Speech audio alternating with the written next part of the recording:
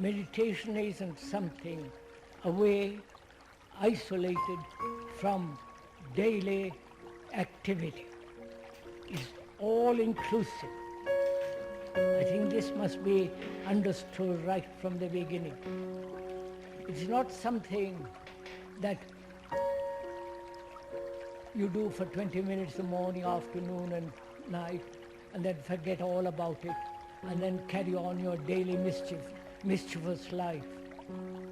It has to be, it is something that when meditation takes place is something extraordinary, and we must investigate it together. We are going into it together, sharing it together. I am not telling you how to meditate. That is too silly, because that's too infantile.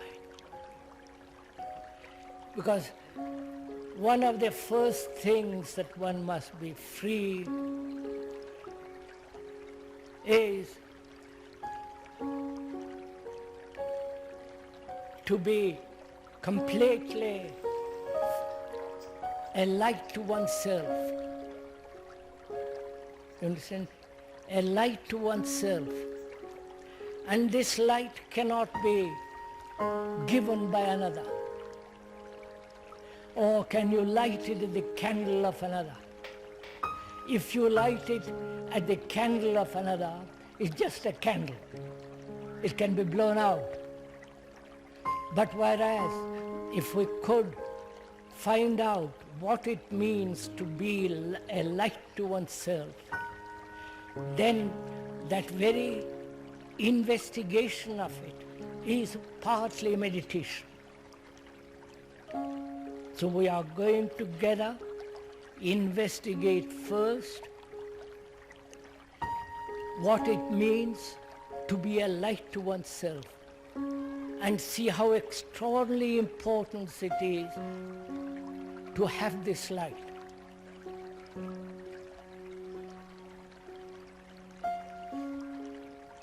We are so accustomed, and our conditioning is to accept authority. The authority of the priest, the authority of a book, the authority of a guru, the authority of someone who says he knows, and so on. In all spiritual matters, if I may use that word, spiritual, in all those matters, there must be and there should be no authority whatsoever. Because otherwise you can't be free.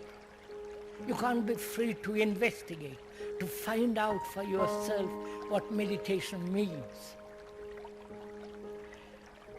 So, if you are really deeply interested in this question, because this question, the meditation, not how to meditate, that's again too childish, but the movement of meditation, the act of meditation, the flow of meditation, to discover what it means. Authority, that is, to find out from another what and how to meditate, is one of the questions of authority. Where there is authority, there can be no freedom, either in the tyrannical world, in the dictatorship, the totalitarian state, there is no freedom.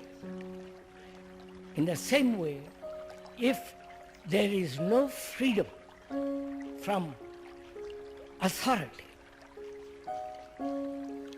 that is, the word authority means one who originates something, the author.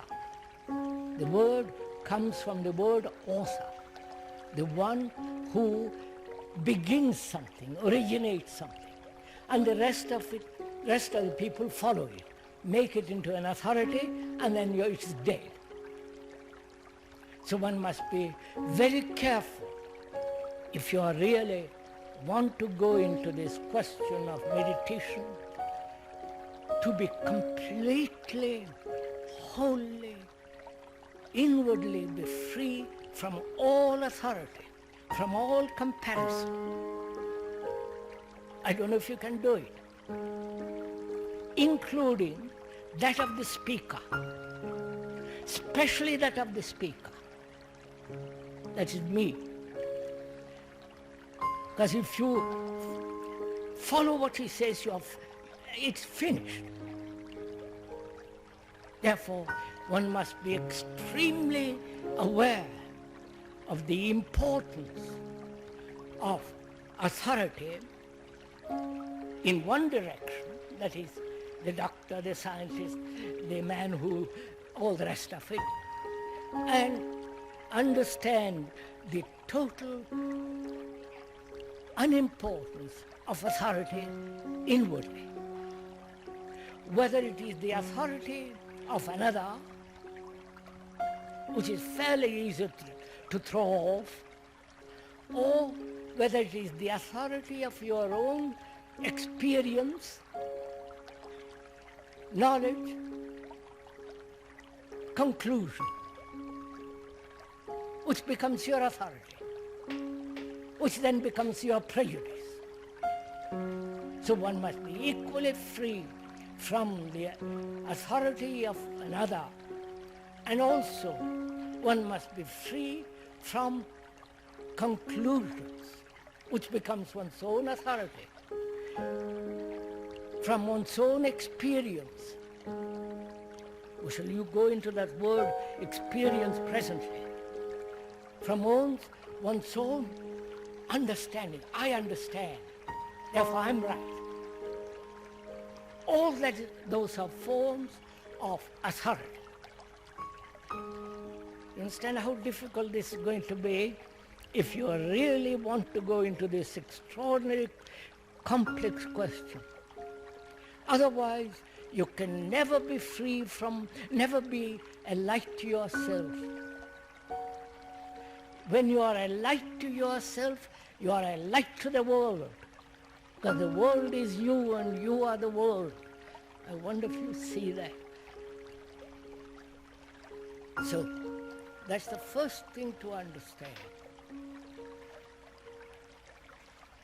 That there is no one to guide you, no one to tell you that you are progressing, no one to tell you that or encourage you. You have to stand completely alone in meditation.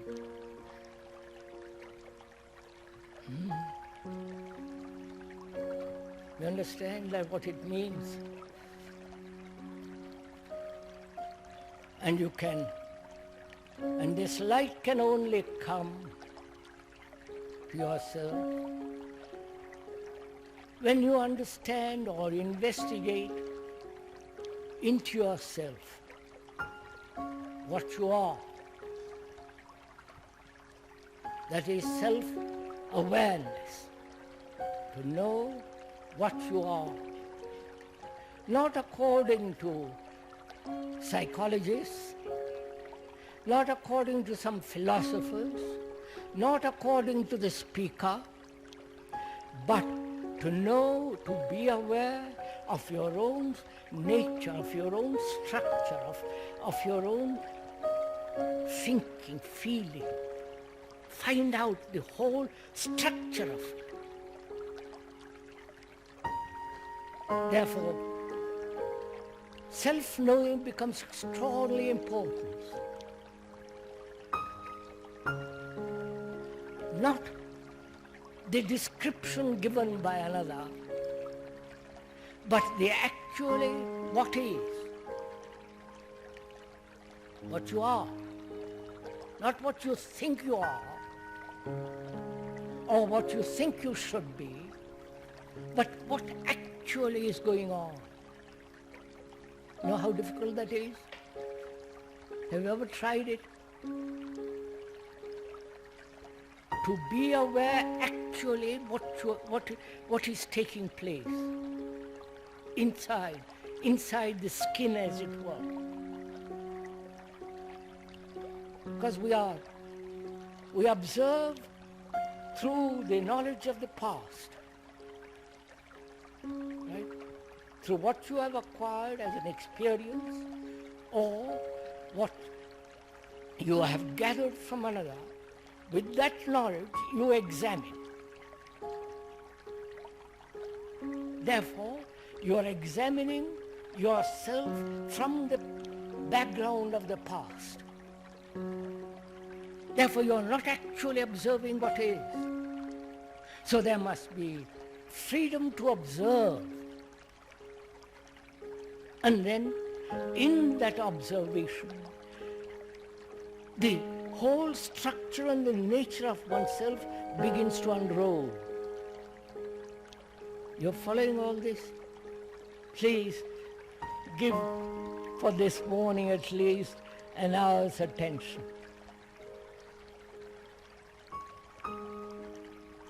Because very few people will tell you all this. Because they have self-interest. They want to form organizations, groups. You follow the whole structure of that business.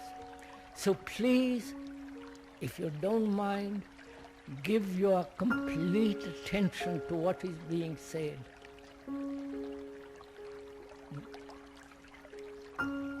So to understand oneself, there must be observation. And that observation can only take place now. And the now is not the movement of the past which observes the now. See the difference? I can observe the now from the past, from my past conclusions, prejudices, hopes, fears, and all the rest of it, which is the observation from the past, of the present, and think I am observing the now. But the observation of the now can only take place when there is no observer who is the past. You understand this? So observation of the now becomes extraordinarily important. Which, as we said the other day, the movement of the past meeting the present must end there. That is the now. But if you allow it to go on, then the now becomes the future or the past, but never the actual now. I hope you understand all this. So, observation can only take place in the now, in the very doing of it. When you are angry, when you are greedy, to observe it as it is, which means not to condemn it, not to judge it, but to watch it and let it flower and disappear. You understand the beauty of it? Huh? You know? Oh, come on.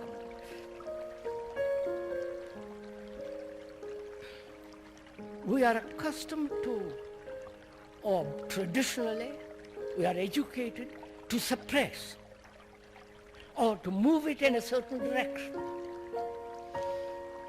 What we are saying is to observe your anger, greed, your sexual demands, whatever it is, and to observe without the past, so that the anger flowers and disappears, withers away. And when you do that, you will never be angry again. I don't know if you have ever done these things. Well, do it sometime, and you will discover it for yourself. To allow, through observation, in which there is no choice, just to observe your greed, your envy, your jealousy, whatever it be, and in the very observation of it, it is flowering and undergoing a radical change. The scientists are saying too that when you examine through a microscope, the very act of observation of the cell or whatever undergoes a change. You understand this? The very observation without the background brings about a change. You understand? So, to be aware of oneself without any choice and to see what is actually happening in the now is to allow the whole movement of the self, the me, to unflower, to flower, and as you observe, it undergoes a radical transformation. If there is no background, if there is no observer who is the background. You got this somewhat? I've understood it, sir? Good, go at it.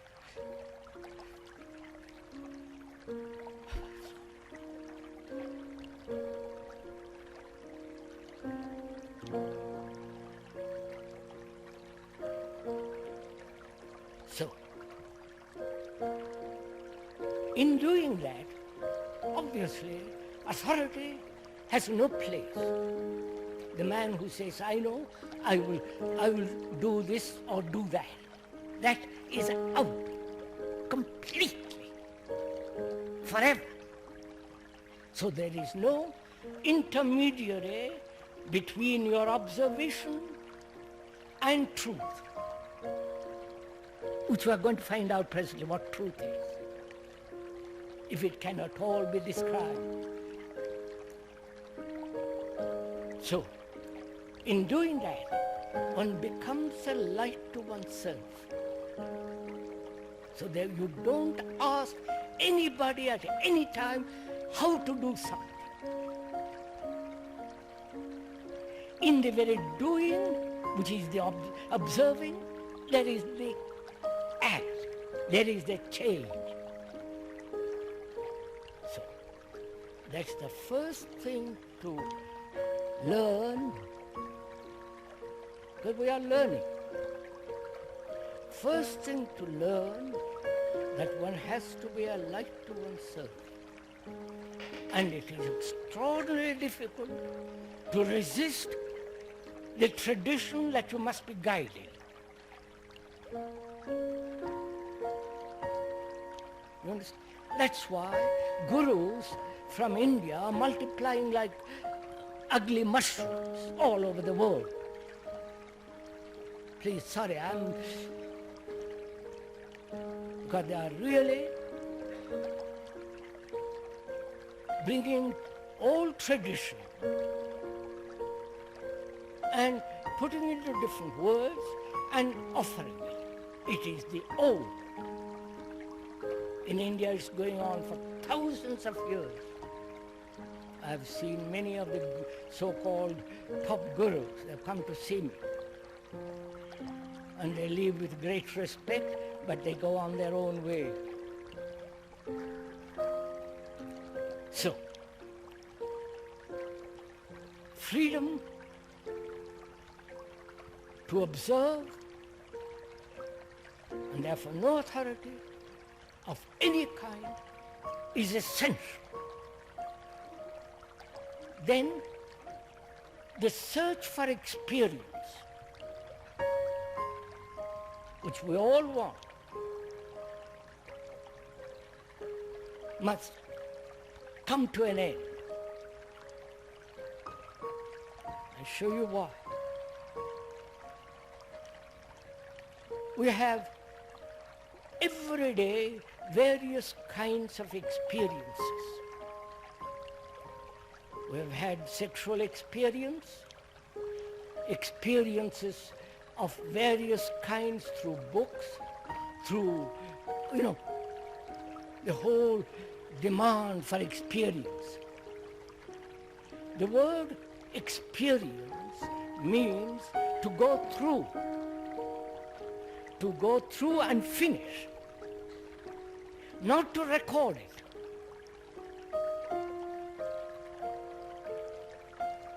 The recording of it becomes a memory, and that memory distorts observation. Say, for instance, if one is a Christian, you have been conditioned for 2,000 years in all your ideologies, beliefs, dogmas, rituals, saviors, and you want to experience that which you call whatever it is. So you will experience it because that's your condition. As in India, there are various forms.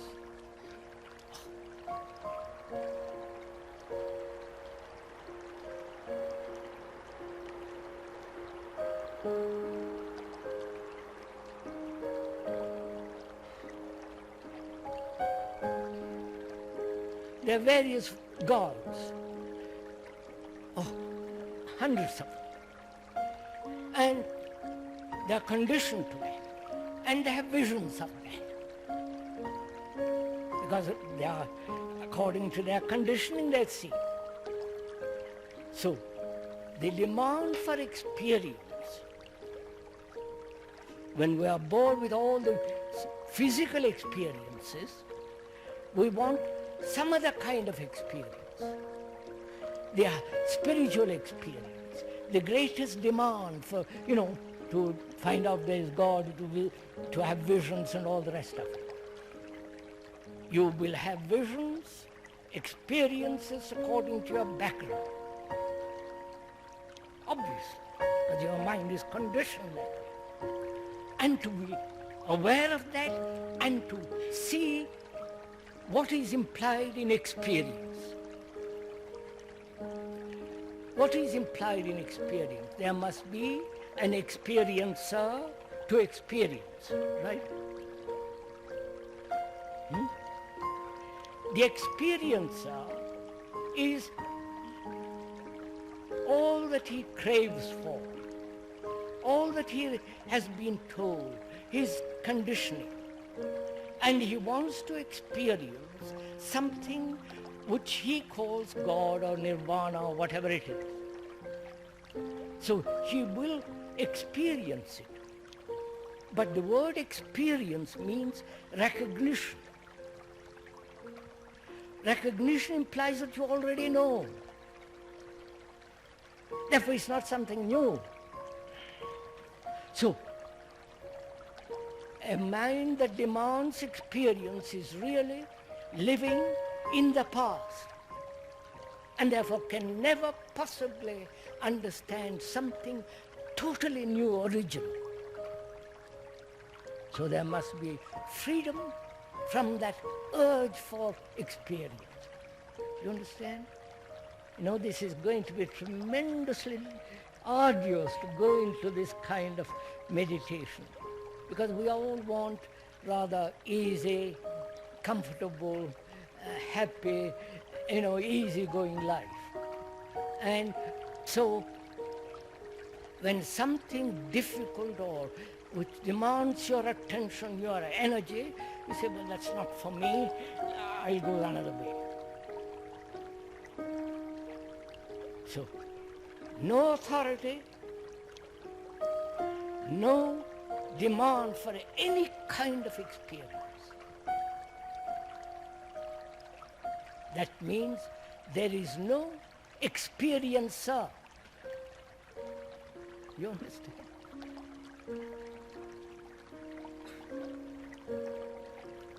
Are we sharing this together somewhat?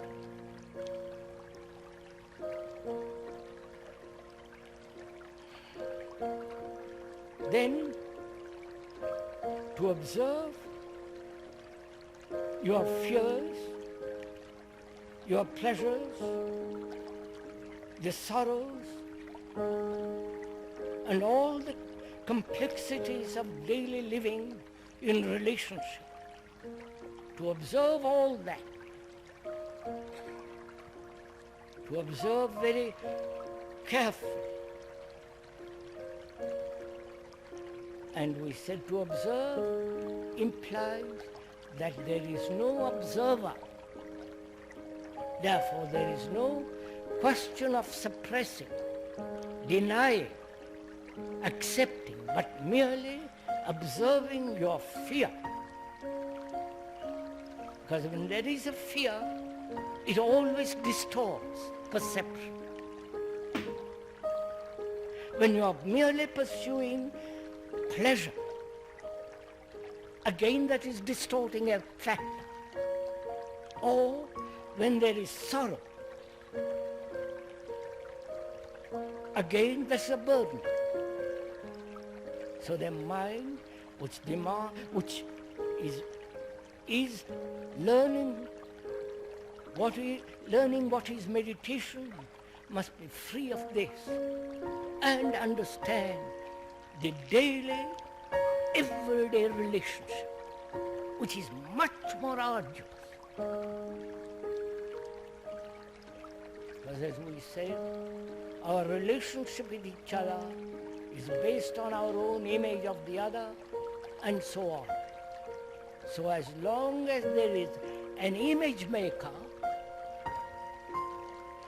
that image maker prevents actual relationship with each other. Right? So this is essential before we can go very deeply into the question of meditation. That's why very few people meditate properly, rightly. The rest play as an amusement, something that you add to what you already have. Now when that is carefully, well established, deeply, which is part of meditation, then we can proceed to find out whether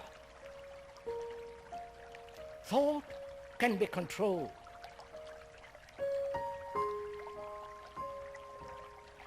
You understand? Wherever you go, either in India or Zen monastery, or various forms of meditation, Tibetan, they're bringing all the stuff over from Asia because you're all so gullible, so ready to accept something you think is new. It's just as old as the hills. You give up Christianity and take on that birth. You follow, it's the same old game. So the question is whether thought can be controlled. All systems of meditation, systems being practicing, method, day after day, they all assert that thought must be controlled. Because thought is the disturbing factor for a still mind. You understand all this? Are we meeting each other somewhere? Is there a common ground between us? Right. So thought, they say, must be absolutely held so that it cannot possibly chatter, go off. Therefore, they say, it is in order to control it, various systems are necessary. the Zen system, the Tibetan system, the Buddhist system, and the various forms of Hindu meditation, which is, in essence, control your thought. Right? I do not know if you have gone into this question at all. If you have, and if you have read something about it, or listened to if you have gurus, and I hope you have none of you have any gurus, at least you won't have at the end of the talk.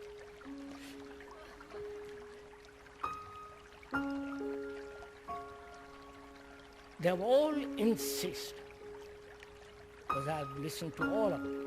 They have come and told me a great deal about it. Asking the speaker to join them. Asking, I won't go into all that rubbish.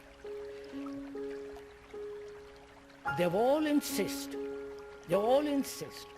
that thought must be controlled, and therefore thought must be held. One of the systems is mantra yoga. You've heard of that. Transcendental meditation. Give a good name like transcendental, and then you change that into something marvelous. The word mantra has the root meaning of it is a sentence, a formula, a word that will bring about concentration. You understand? It can be Coca-Cola. Don't laugh, please, don't laugh. You are caught in it. That's what I'm objecting to. You're caught in it. It can be that drink. It can be another word or a Sanskrit sentence given to you by your guru for $150 and so on, so on, so on, so on.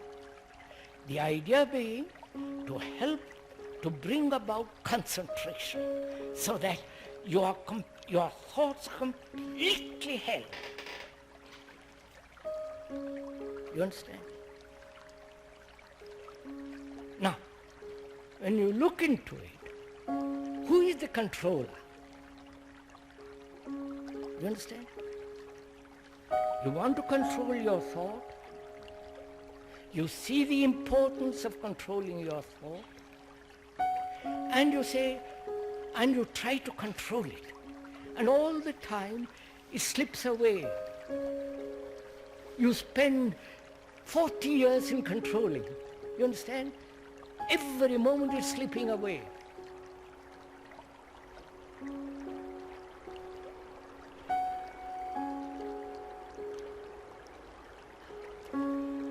So, you have to inquire, who is the controller? And why is it so important to make such tremendous effort to control? Effort. You follow?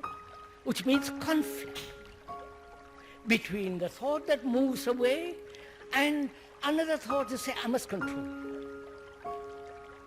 Which is a battle all the time, struggle, conflict, all that goes on. So we must inquire into who is the controller. You understand? Is not the controller another thought? Right? So one thought which assumes the dominance says, I must control the other thought. One fragment trying to control another fragment. Please see this very carefully, because if you don't see it, what we are going to, you will then miss it. That is, thought has divided itself as movement, chattering, thinking about various things. When you want to look at something, concentrate, it goes off thinking about your shoes or something or other. And There's another thought which says, I mustn't do that, I must control it. So both are thought. One assumes the dominance and tries to suppress the other. See this.